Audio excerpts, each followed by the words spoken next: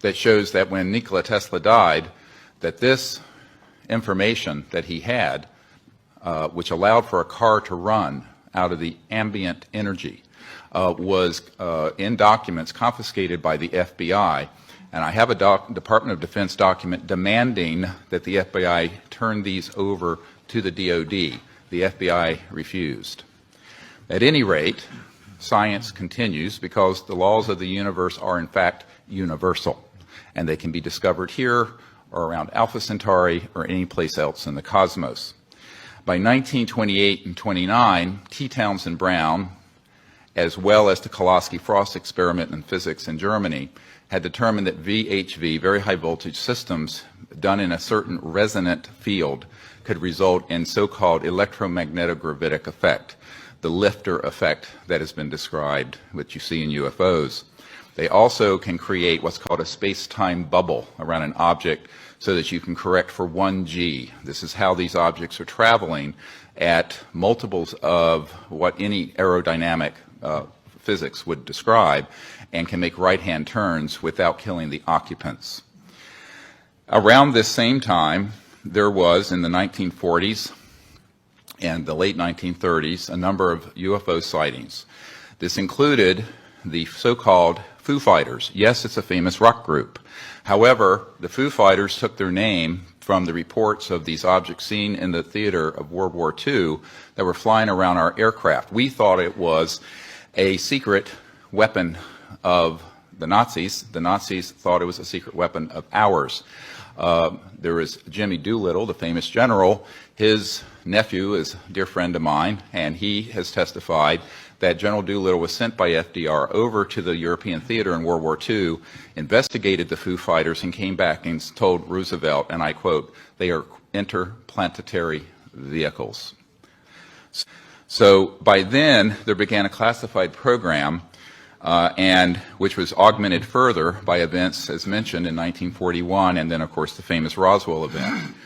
Those events led to, as Philip Corso describes, a reverse engineering program. As you all know from the famous Wilbur Smith document of 1951 from Canada, it talks about that flying saucers exist, but there's a high-level team headed up by Dr. Vannevar Bush that is studying the, quote, modus operandi of these vehicles.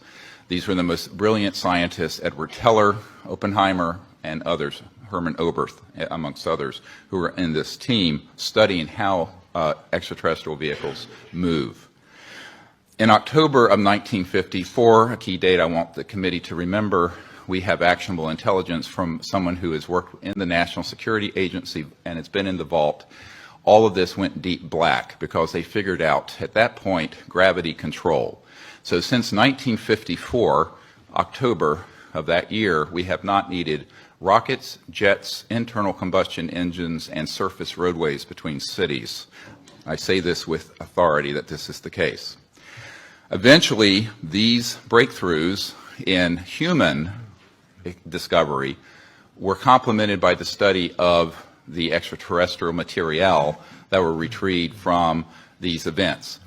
And contrary to most people's thoughts, the Roswell event was actually a downing of an extraterrestrial vehicle by an electromagnetic system that was hidden in a radar dome that was switched on, and this is in an FBI document that I can provide for the committee and is on the flash drive given to the Congress. The result ultimately was that there were trans-dimensional physics that began to be studied that deal with the nexus between electromagnetism, energy generation, anti-gravity, and consciousness. And we have discovered that there is a nexus and that, in fact, there are electromagnetic systems that have been developed that can interface directly with what we call coherent thought, the same way that you can interface with a system with lasers, which is coherent light, where you sync up all the wavelengths. Ultimately, these breakthroughs were paralleled with amazing developments in the biological sciences and the experimentation with cloning. And this began many years earlier than was reported from Dolly the sheep in Scotland. This goes a little beyond, I think, what this committee wants to look into. However, you need to understand that The technologies that we have, and we were discussing, are not theoretical. We have actionable intelligence that any committee in Congress or executive action can find regarding current operations. And I just want to go through a list of them very quickly, of these facilities and corporations for which we have witnesses who can be subpoenaed by the committees of the Congress. This was developed at the request of Congressman Christopher Cox of Orange County, with whom I met, and was later further developed for the briefing that we put together for President Obama.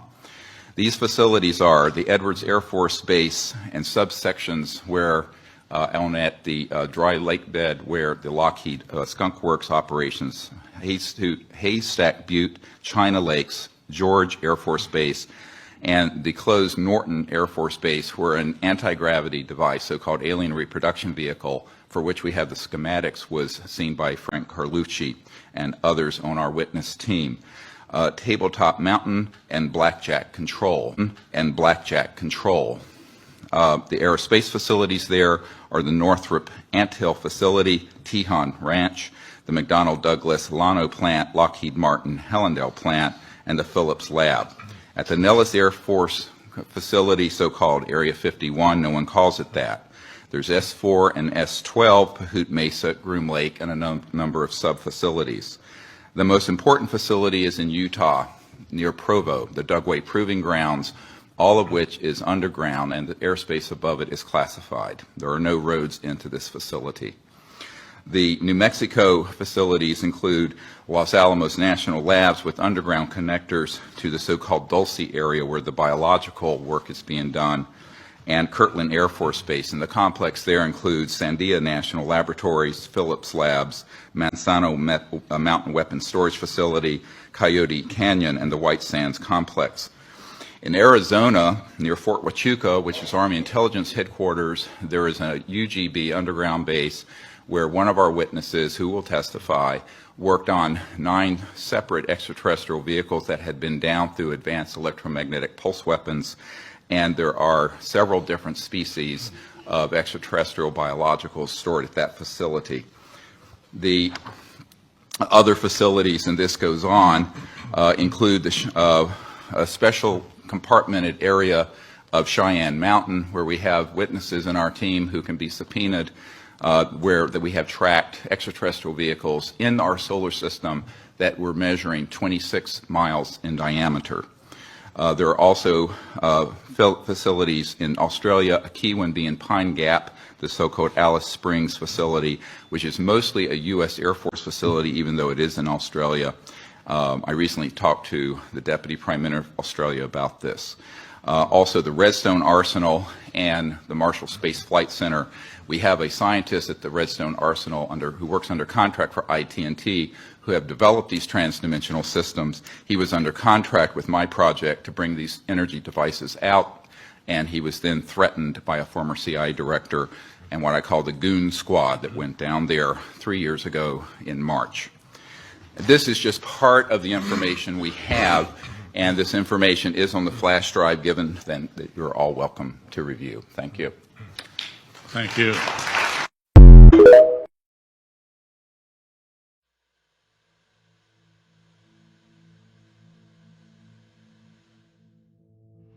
The beginning of the study of magnetism can be traced back to Egypt.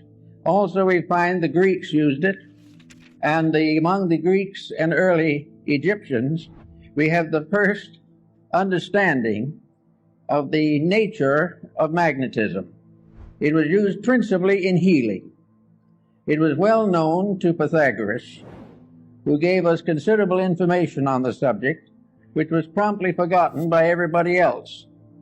Then we have little knowledge of it, except through the Arabs. The Chinese were aware of it because of the discovery of the mariner's compass. But for the most part, it was neglected until the 17th century, when it became involved in the story of Rosicrucianism. The alchemists, the Rosicrucians, and the Hermetists all were unfolding phases of magnetic theory. Then we come down a little later, and we come upon a curious instrument, Mesmer's magnetic tub. This was a kind of tank in which many people put their feet at the same time and held hands and created a battery out of the water in the tank. Incidentally, the magnetic theory is based upon a very simple fact, namely that what we call empty air is not empty at all.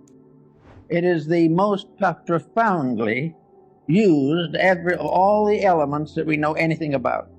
We all live within air and have our being, and we know that if air fails, we die.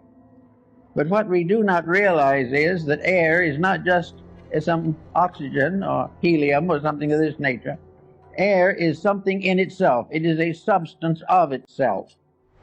It is a substance so real and so important that it's almost impossible to estimate it.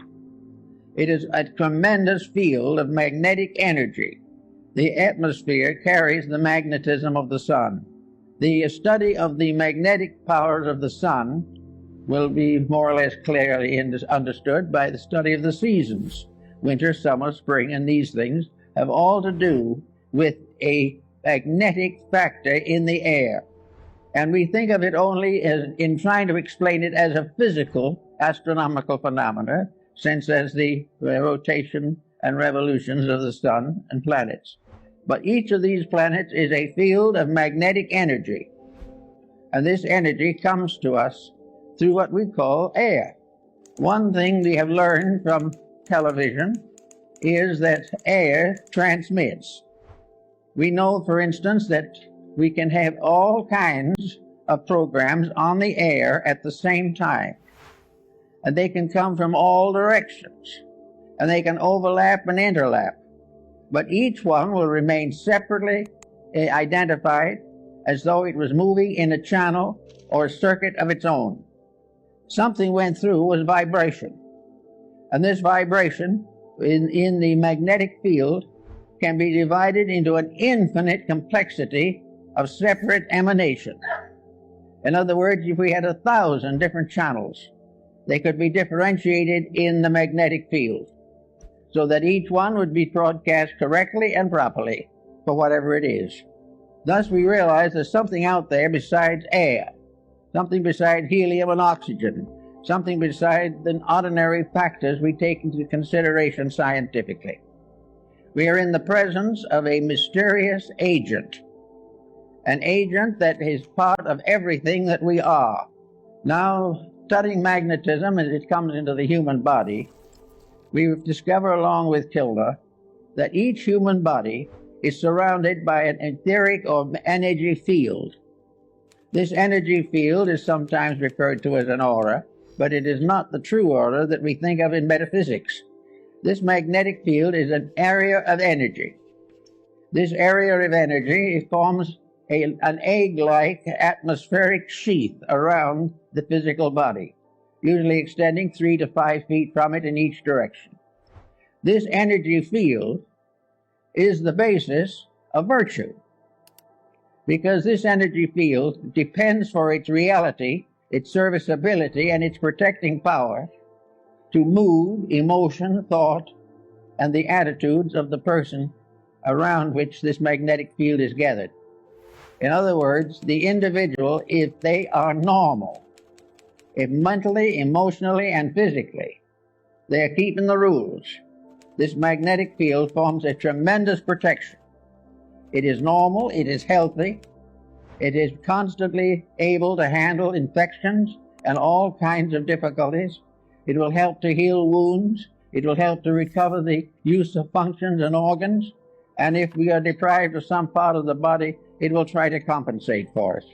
As long as the individual takes proper care of his magnetic field, it will serve him. Now, this is a phase of morality that is generally overlooked. It is assumed that these magnetic fields are something you don't pay much attention to. They're there, maybe they'll help a little. But the truth of the matter is that practically the whole survival of the individual depends upon maintaining the integrity of this flow of energy into the magnetic field. This energy comes from the sun. It comes through a mysterious energy tube in the magnetic field. It enters the individual through the crown of the head, it disseminates through the entire body, and it's excreted back again through the lower centers of the body and is recleansed by the solar energy. This is a kind of a little private tank or capsule of life that we are all carrying about with us all the time. Now, the problem of morality in this is very definite. The moment we break rules, we damage that magnetic flow. We have got to keep the laws of nature, and these in turn are the laws of God, or the magnetic field fails. It can fail because of physical intemperances, which reduce its integrity and reduce its power. It can be wasted in riotous living, which is a common cause these days. It can be variously destroyed by moods, by attitudes, by fears, by complexes. It can be destroyed or damaged by alcohol, drugs, narcotics, all kinds of things. But if this field is damaged, it immediately reacts into health. It damages the individual's vitality. It makes him more easily subject to contagions and infections, and it definitely shortens the life expectancy. Now, we think of the magnetic field as surrounding the entire structure of the body, as Kilner shows in his work on the human atmosphere, and Babbitt also in his study of the atom. This, however, is only a phase of it. Each part of the body has a magnetic field. Each unit within the individual has its survival in a unit of energy. And this unit of energy is present in the smallest subdivision of imaginable space. It is in the tiniest atom. There is no such a thing as a dead particle in the universe. Even if it is killed by something, the very disintegrating process is a symbol of life energy. Therefore, we are confronted with the natural problem of realizing that virtue is to keep the law of the energy field. Now, the law of the energy field, just by coincidence, is also the law of integrity. The energy field is what establishes right and wrong. The energy field tells us that to lose our disposition and temper fit is wrong. To use various negative, destructive attitudes is wrong. To compromise the principles of right living is wrong. To think badly, to feel unpleasantly, to be engaged in any action or concept which is contrary to the common good damages the magnetic field and therefore is wrong. Selfishness injures that field.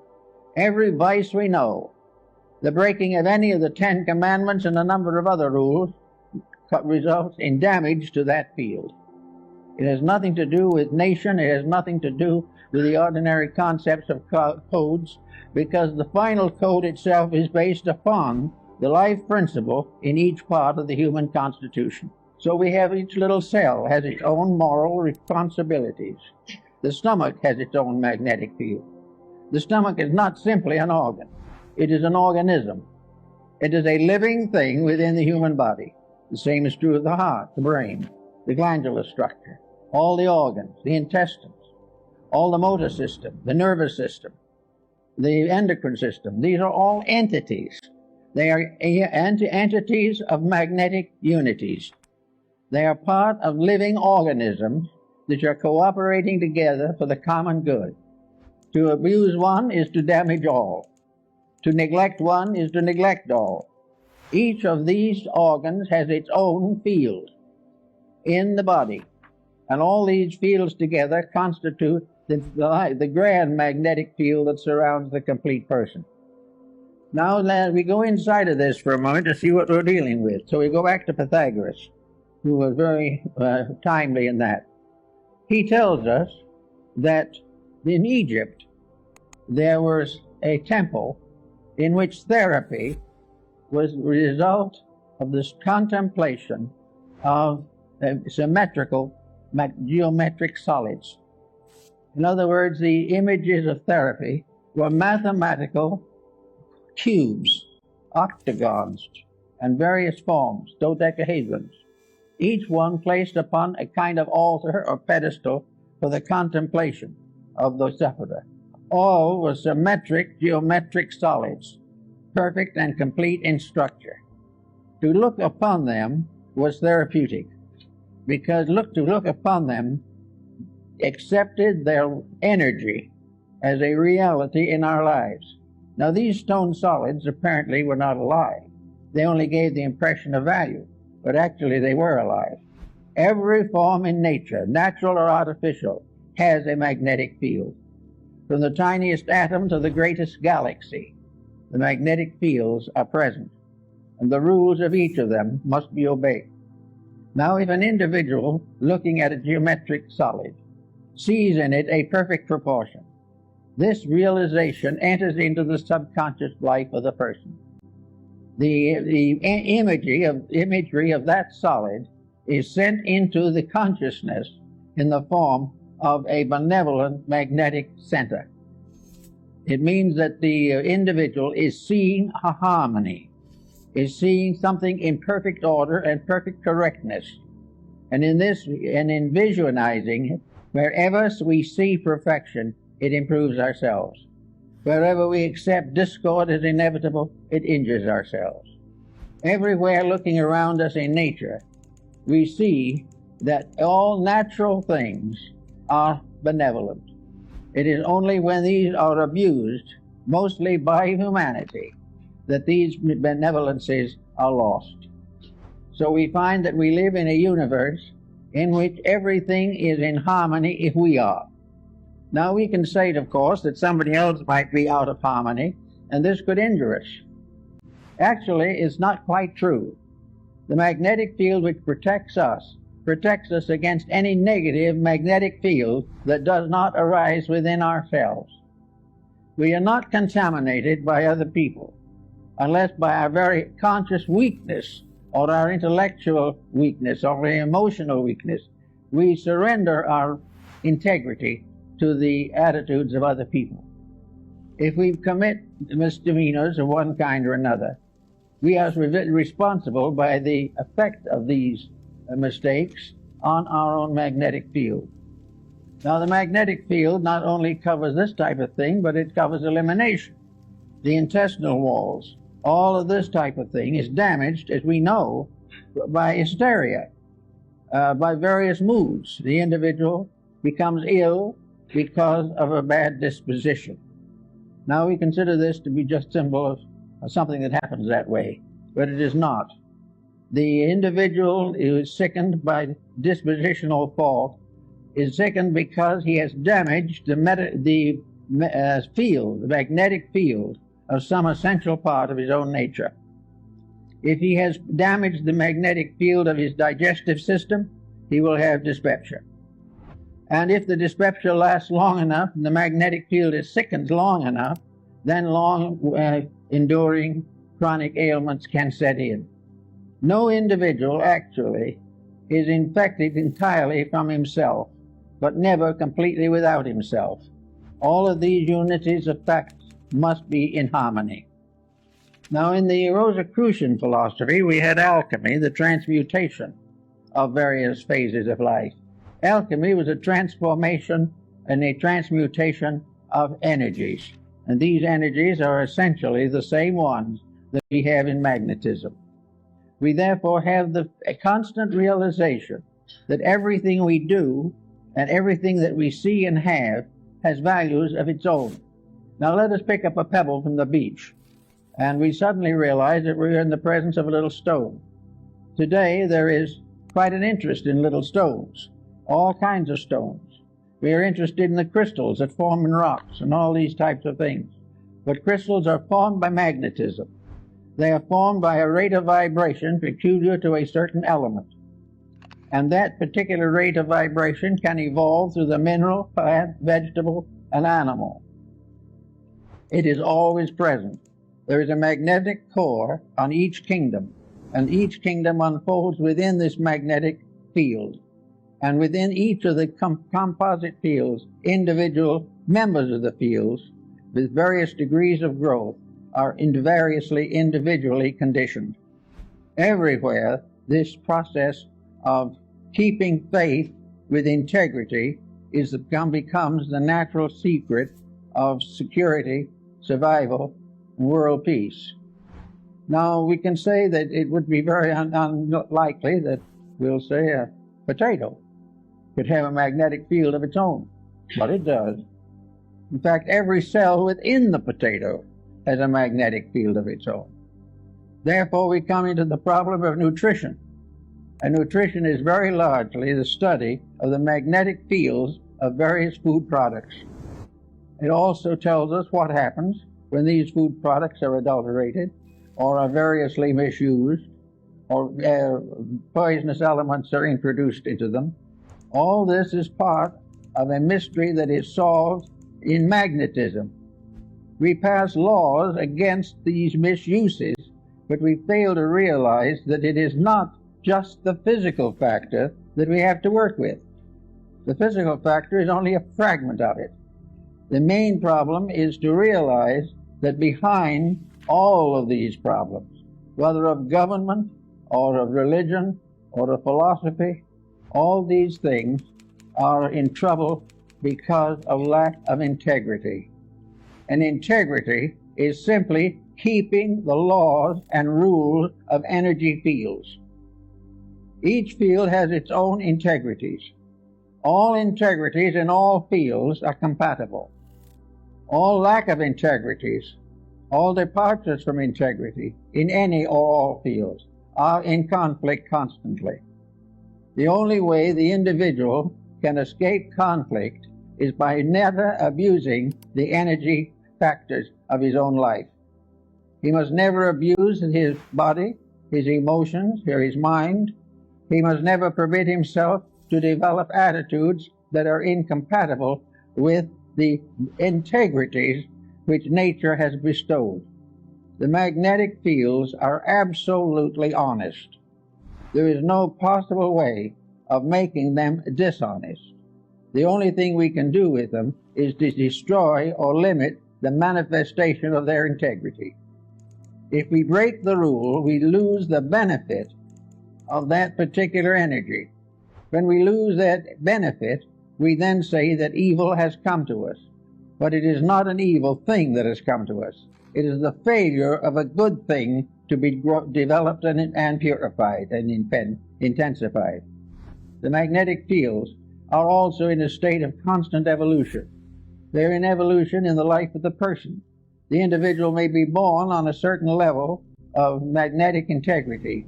If he becomes a better person, he strengthens these values in himself, because actually it is all a matter of gradually strengthening the perfection of an energy resource. Now, no one is going to perfect it in one life or 100 lives maybe, but he's going to grow.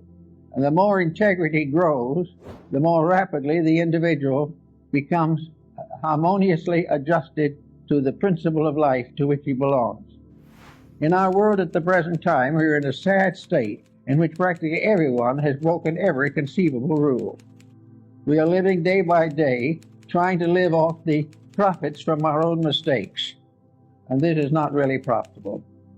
We are not realizing that this has nothing to do primarily with the theology. This has nothing to do with laws of government. This has nothing to do actually with our legal codes. It has to do with the relationship of energy to its proper ends and purposes. We know what it's supposed to be, we know what it's supposed to do, and we know that it isn't accomplishing that. Everything that has an existence has a magnetic field. It may have one that is not even visible. And the whole of our atmosphere, the whole of the world in which we live, is one mass of magnetic interplays. But as long as these are kept honest, they are all compatible. And a universe in which there was no dishonesty would be free from every infirmity. When Nikola Tesla was in his late 80s, very old man, he was given a big awards dinner in New York where the world was thanking him for all the incredible things that he had given to the world. And he said, Nikola Tesla spoke to the audience, And he said, I have to tell you how I got my ideas to do what I've done. He said, every evening before bed,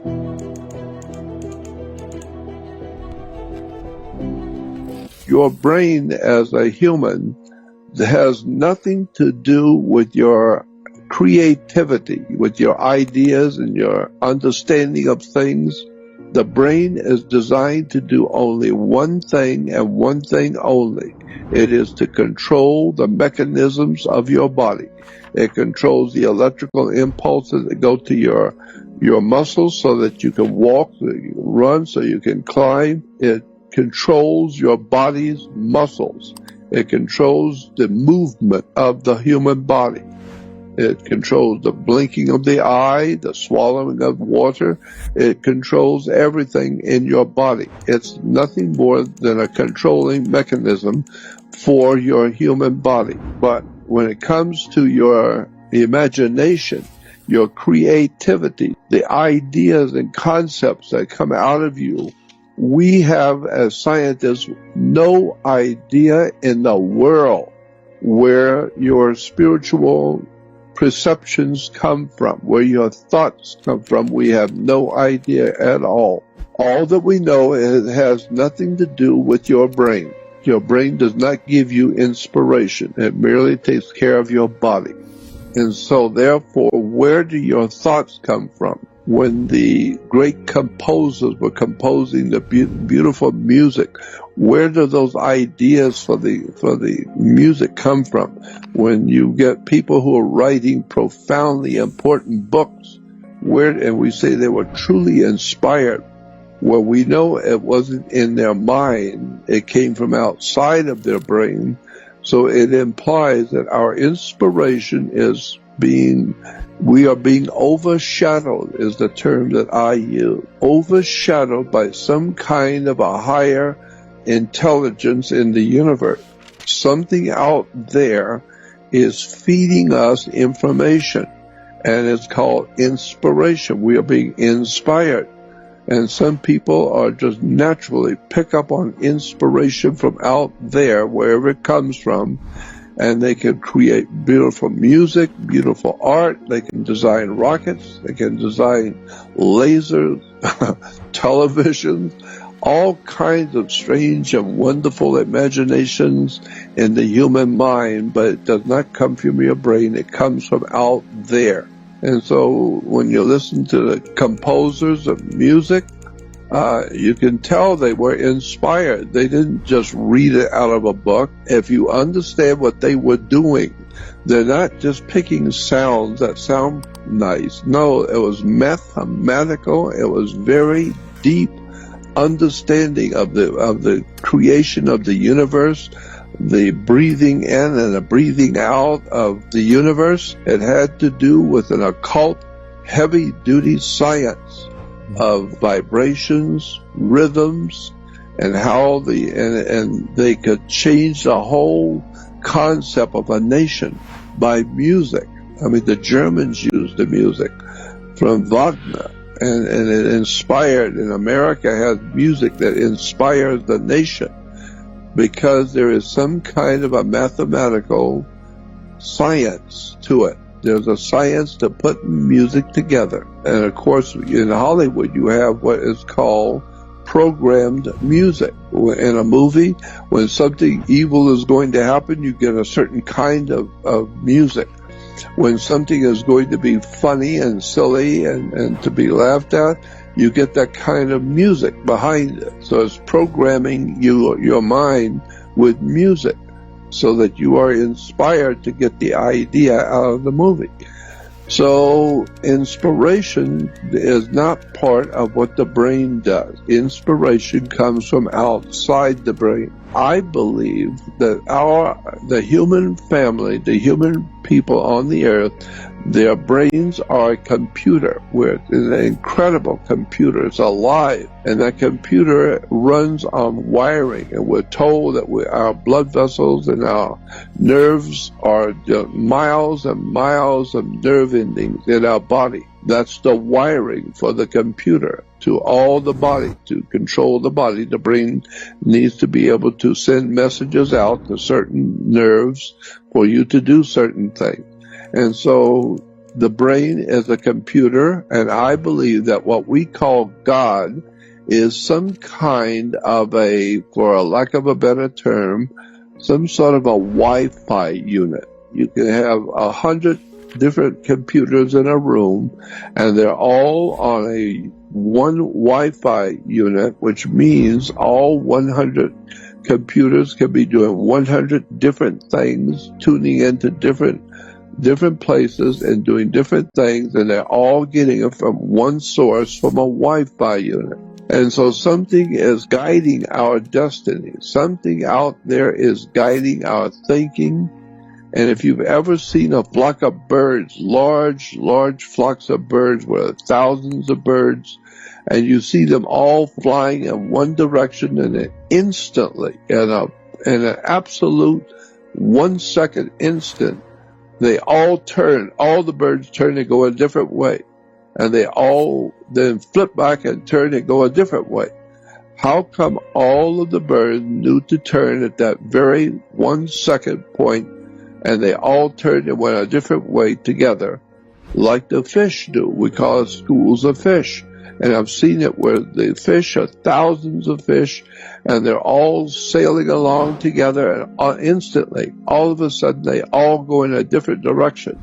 How is that possible? One incredible story about how the brain communicates with the heavens, and the heavens communicate with you. And we know that the planets and the sun and the moon affect your brain. And the planets all have a resonant frequency, and each one of those planets, when you were born, affected your mind. When you were born, you came out of your mother into the world, and the sun has a profound electrical field on the earth that is causing incredible stuff to happen. Our weather, the moon affects people. It affects the female. It affects her periods once a month is caused by the moon. The moon pulls the oceans of the world.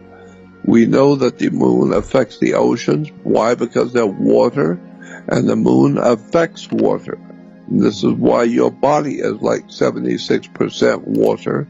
So how does the moon affect you at the full moon?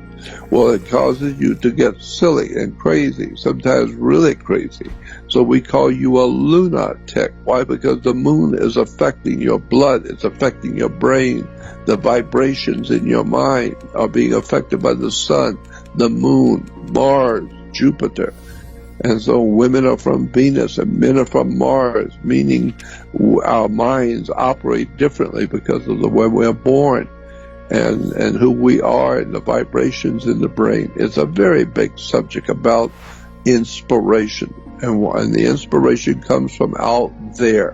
When Nikola Tesla was in his late 80s, very old man, he was given a big awards dinner in New York where the world was thanking him for all the incredible things that he had given to the world. And he said, Nikola Tesla spoke to the audience, and he said, I have to tell you how I got my ideas to do what I've done. He said, every evening before bed, I will put a notepad on the little table next to my bed with a pen or a pencil. And he said, and every morning when I wake up, there's a written invention on the pad. Somebody comes into my room at night and writes down an invention. And the next morning I get up and it's all written out for me.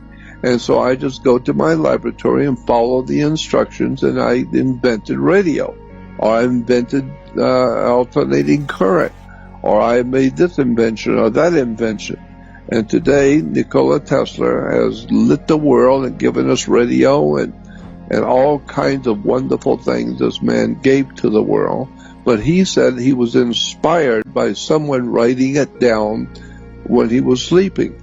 And so that's inspiration. To inspire comes from the word spire, to like perspire, inspire. And so Spire is to breathe together. Breathing is spire. And so someone was breathing into him their ideas and coming from somewhere else. So that was one point I wanted to make about inspiration, is it doesn't necessarily come from you. It comes from out there. Some people say that mass immigration into the United States can help reduce world poverty. Is that true? Well, no, it's not. And let me show you why. This gumball represents the 1 million legal immigrants that the United States has taken every year on average since 1990. Now, who in the world deserves our humanitarian compassion? The World Bank has one measure of the desperately poor of the world. They make less than $2 a day. And how many people make less than $2 a day in the world? We'll start with Africa. In Africa alone, there are 650 million people who make less than $2 a day. 650 million. And in India, another 890 million people, desperately poor. China adds another 480 million people, making less than $2 a day. And unfortunately, the rest of Asia has a heartbreaking 810 million people who the World Bank says make less than $2 a day. And finally, there's 105 million of Latin America's population that are desperately poor. All told, the World Bank says there are 3 billion people in the world. 3 billion people who are desperately poor, making less than $2 a day. That's 3,000 gumballs. And every year, we take 1 million and suggest that we've somehow made a humanitarian difference. Of course, we don't pull our immigrants from these desperately poor populations, do we? These people are too poor, too sick, too disconnected to make it here as immigrants. We tend to pull our immigrants out of the better off poor of the world. And Mexico tends to define the type of immigrant that we bring here because the plurality of people come from Mexico. And Mexico is poor. How many people in the world live in countries that have average incomes lower than that of Mexico? And the World Bank tells us that that number is these 3 billion plus another 2.6 billion people. 5.6 billion people in the world who live in countries with average incomes below that of Mexico. That's 5,600 gumballs. And so what is it that the elites are telling us? They're telling us that when we take this 1 million immigrants, that we somehow or another are tackling world poverty. And we have to do it regardless of the effect on our unemployed, the working poor, the most vulnerable members of our society, regardless of the effect on our natural resources. Even if we went by the most radical proposals in Washington, which are to actually double our immigration to 2 million a year, which would totally overwhelm our physical, natural, and social infrastructures, we couldn't make a noticeable difference. And we may be really hurting the impoverished people of the world because the 1 million that we do take are among the most energetic, often the better educated, certainly the most dissatisfied people that if they did not immigrate would be the agents for change to improve the lot of all the people in these countries. The true heroes in the global humanitarian field are the people in these countries who have the wherewithal to immigrate to another country, but instead stay in their countries, to apply their skills to help their fellow countrymen. Unfortunately, our immigration system tends to entice these very type of people to abandon their countrymen. The impossibility of making even a dent is actually worse than it looks here. Because last year, when we took 1 million immigrants, these countries added, births over deaths, 80 million more people into the impoverished population. And this year, Congress is bringing in 1 million legal immigrants. And this year, according to the United Nations, these countries are expected to add another 80 million people. And next year, you can be quite sure that Congress, unless stopped by the American voters, will bring in another million immigrants. And these countries, unfortunately, will be adding another 80 million people into these impoverished nations. We could take 5 million a year, but we'd never get ahead of what's happening in these countries. Not in this century. Don't you see? Immigration can never be an effective or significant way to deal with the suffering people of the world. They have to be helped where they live. 99.9% of them will never be able to immigrate to a rich country. There's no hope for that. They have to bloom where they're planted. The only place that 99.9% of these people can be helped is where they live. Let's help them there. This is a company most people have never heard of, and this company quite literally owns the world. Most US banks are controlled by BlackRock. BlackRock owns all the major pharmaceutical companies. BlackRock owns most of the mainstream media, and BlackRock oversees roughly 10% of all stocks traded worldwide. And this company is now taking over governments. All of this has allowed BlackRock to amass $10 trillion in assets. Yes, trillion. BlackRock is worth half of America's total GDP. It's so crazy that the US and Chinese government now rely on BlackRock to escape recessions, with BlackRock's founder and CEO now sitting on the boards of the influential Council on Foreign Relations and the World Economic Forum. In the words of Henry Kissinger, whoever controls the money controls the world, and no other company in history has had this much global influence. And what's even crazier is that BlackRock did this in just 34 years. But you want to know the best part? You've probably never heard of them for a reason which will become clearer later on, because after you watch this video, you will soon understand the real-world consequences of BlackRock's vast control. Full-scale invasion, the likes of which we haven't seen since World War II, of Russia into Ukraine. And those high gas prices mean the cost of everything that needs to be transported is on the rise. So then how could BlackRock gain so much influence over the world? How could BlackRock go from being just a boring investment firm to the most powerful company that has ever existed? Well, to start, we have to delve into the past of how Larry Fink made BlackRock. Larry was born into a wealthy Los Angeles family in 1952, and from the start, he was always hungry for power, with his early years spent pursuing a career in politics, where he would gain a BA in political science from UCLA.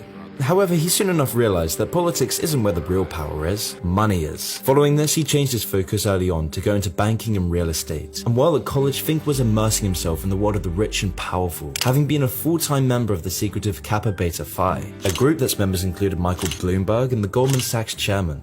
Fink took full advantage of these connections and started a career in the mortgage bond department at First Boston, a boring New York-based investment bank. This was where Larry would make his mark on the financial world, because over his time at First Boston, Fink became one of the highest earning employees, generating over $1 billion.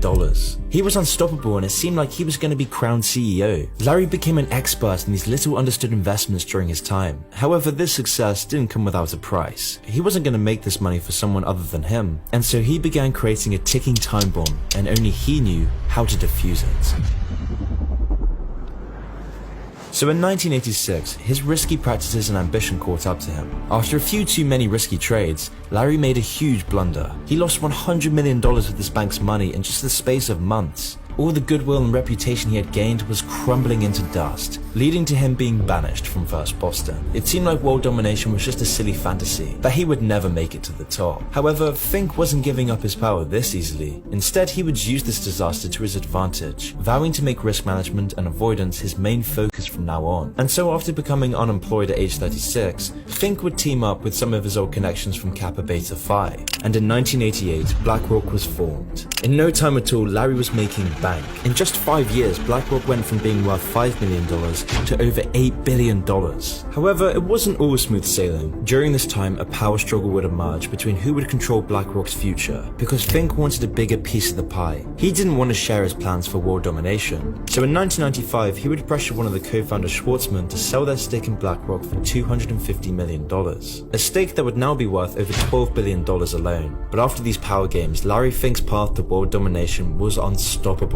Larry Fink became more and more powerful over the next decade, but this still wasn't enough for his ambition. Now earlier on, I mentioned a ticking time bomb that Fink helped create in his early days at First Boston. Well, this time bomb was now ready to explode, and in 2008, the worst financial crash since the Great Depression struck the world. Traders saying this is the craziest day they have ever seen in these markets. Veteran traders saying they've never seen anything like it. The movement in oil prices so fast. The most serious recession in decades. And that means life, as most Americans know it, is about to change. And the best part is, this was all under Larry's control. Larry Fink's mortgage-backed securities had been the fuse all along. And because Larry Fink knew the 2008 crash would happen, BlackRock's focus on asset management sealed them from the crisis. In fact, this disaster was an opportunity for Larry Fink, because Larry was the only man on Wall Street who could fix this crisis. And so with Larry's personal connections with the Treasury Secretary Timothy Geithner, BlackRock secured an uncontested contract to manage the assets of multiple banks that crumbled during the crisis, exploiting this disaster to become the most powerful man on Wall Street. But still, this was only Wall Street. This still wasn't close to world domination. So how could Larry Fink control governments and the world economy? Well, BlackRock made another breakthrough by offering ETFs. Now this might sound quite technical, but ETFs are a type of investment fund that puts money into all the companies in a certain industry. And these new investment funds proved wildly popular because of the stability and solid returns. And unsurprisingly, BlackRock became the largest player in this new market, reaching the top of its industry, sucking up money from everywhere using its new money management platform. From the biggest banks to the smallest retirement funds, BlackRock had a hand in it all. BlackRock was starting to control everything. They bought stakes in pretty much every major corporation on the stock market. I mean, if you look into who owns pretty much any major company, you're almost guaranteed to find BlackRock's name. Larry could also see the power technology would have in the future economy, which is why BlackRock poured masses of wealth to build a supercomputer that analyzes what investments will make money. This program, named Aladdin, would go on to manage over $20 trillion worth of assets for BlackRock. For context, $20 trillion is more than the entire United States' GDP. BlackRock would then use this money and its assets to further exert their control over the economy, and now they are inextricably tied to governments.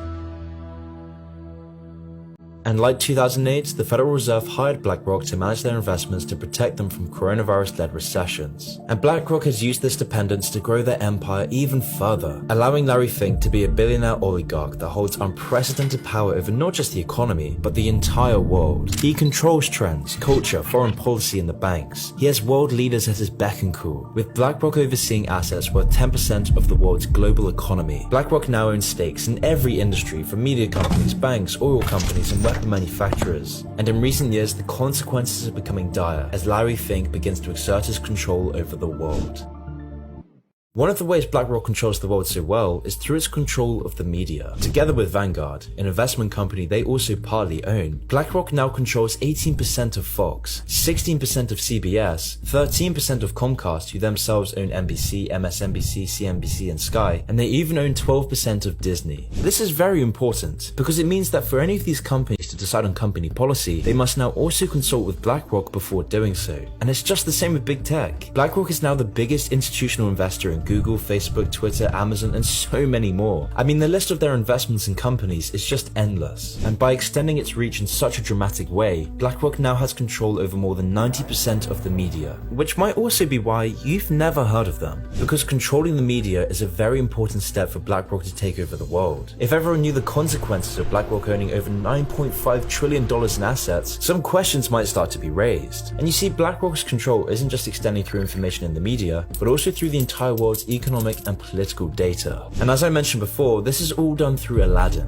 where Aladdin accurately predicts the outcome of every single investment. But the question is, where does Aladdin get this information from? Well, that's where things become very jarring. You see, because of BlackRock's ownership of banks, insurance companies, social media giants, and even pension funds, Aladdin now possesses huge amounts of personal data on everyone. Everyone who has ever knowingly or unknowingly given BlackRock money. And with such a powerful tool under their arsenal, everyone now wants a piece of the pie. And by controlling this much data, BlackRock now controls governments, because BlackRock can use this data to sway companies and even government decisions. For example, BlackRock successfully lobbied to get a contract to manage the EU's regulation of banks. However, this backroom deal is now being investigated as BlackRock themselves own the banks they should be regulating. And this is just one of the many examples of these sorts of actions. A 2016 study in the Journal of Finance documented that investment companies like BlackRock show, quote, widespread behind-the-scenes intervention in the companies that they own stakes in. And this problem only gets worse as BlackRock owns stakes in nearly all major publicly traded companies. And now with our current recession, BlackRock BlackRock is buying as much homes and real estate as possible, causing regular house prices to skyrocket. BlackRock profits when a society doesn't own their homes but rents, because BlackRock can squeeze even more money out of the economy through mortgaging off these artificially inflated homes. But this whole situation becomes even more sinister when you realize BlackRock's power is now being compromised by other actors. For example, in August 2020, BlackRock became the first foreign company to be allowed access into China's mutual fund industry. This means that BlackRock can now invest and own parts of Chinese companies. God only knows what BlackRock promised Xi Jinping if they're allowed in, but by being allowed in, BlackRock now works with companies that are blacklisted by the US. One example is BlackRock's investment in a CCP-owned company called Hikvision. Hikvision makes security and communications technology for both civilian and military use by the Chinese government, and they're also known for their wide-scale human rights abuses. How do you think your facial recognition technology will change China?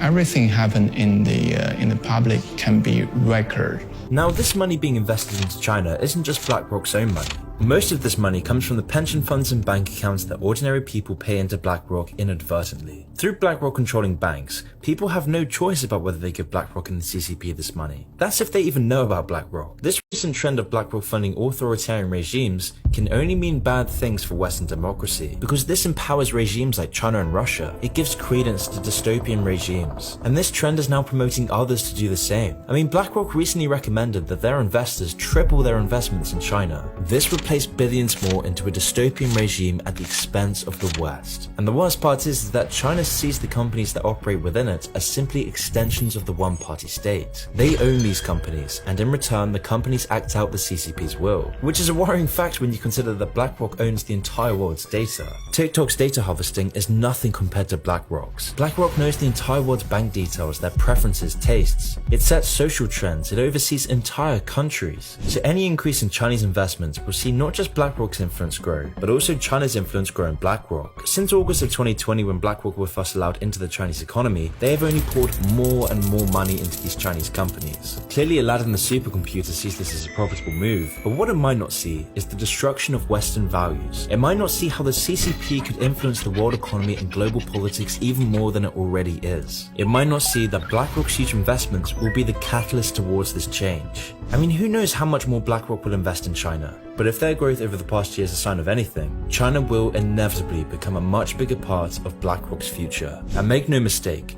this will have dire consequences. But the cherry on top of all of this is that BlackRock is the main force behind the sheepish woke lecturing that tells you how guilty you should feel. In 2018, around the dawn of the new generation of political correctness, Larry wrote a letter telling all the companies under his thumb to, quote, contribute to society or risk losing our support, adding that, quote, society is demanding that companies, both public and private, serve a social purpose. Which is a very interesting statement coming from a company that is quite literally funding the persecution of Uyghur Muslims and the imprisonment of the Chinese population.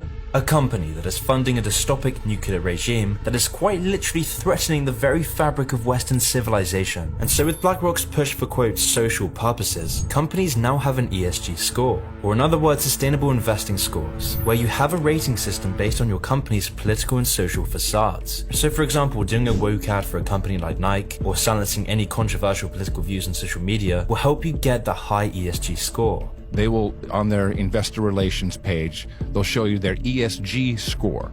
ESG stands for environmental, social, corporate governance. And this is where the woke culture comes from. So they've created this kind of phony baloney rating system that says, well, if you, I'm exaggerating, but if you mention that you are, have a green agenda and you believe in carbon credits and you might trade some credits somewhere, then you get a higher score and therefore you're more investable. And it's very interesting to see how big investors like insurance company, institutional investors, they are steering away from anything that does not have the right ESG rating. And if the past tells us anything, it seems like BlackRock is only destined to control more and more of our daily lives. Through Larry Fink's close ties with government leaders around the world, with his huge influence over the World Economic Forum, and his position on the boards of the Council on Foreign Relations, BlackRock is only destined to metastasize. So perhaps BlackRock defines the new era of our globalized world, where ruthless, predatory corporations amass more power than countries, where our politics and society isn't dictated by votes, it's dictated by investment boards controlled by BlackRock, delivering us a more generic, mindless, vapid, and vicious culture. Perhaps BlackRock is just a monument to a world divided between too big to fail companies and powerless, moneyless and joyless citizens, where companies like BlackRock buy up all our houses, inflating our currencies and profit from our conflicts and turmoil. That's why you can't buy a house. That's why we're more divided than ever. That's why too big to fail companies are defining life in the 2020s. Because we no longer live under free market capitalism, we live under a system for socialism for the rich.